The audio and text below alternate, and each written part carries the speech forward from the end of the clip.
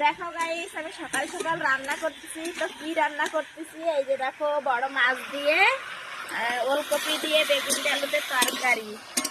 তো এখন রান্না করে মালকানগিরি মেডিকেলে নিয়ে যাব। আমার বাবার বাড়ি, মানে বাবাও মেডিকেলে ভর্তি, আর আমার শ্বশুর মশাই মানে বাবাও আজকে মেডিকেলে ডাক্তারের ধরে নিয়ে যেতে হবে। তো সব রান্না করে নিয়ে যাব। ভাত তরকারি বাবার হয়েছে 2-3 দিন হয়েছে মেডিকেলে ভর্তি রয়েছে, তো বাবার জন্য ভাত তরকারি রান্না করে নিয়ে যাবো আর দেখে আসবো। আর এদিকে এই বাবার নিয়ে যাবো মেডিকেলে ডাক্তার দেখাতে। তো 2-3 ভাগে রান্না হয়ে গেছে, আর এখন এই মাছের তরকারি দুটো রান্না করলে হয়ে যাবে। তো বর মশাই সকাল সকাল যাই যে বড় মাছ নিয়ে আসছে, এখন রান্না করে নিয়ে চলে যাবো।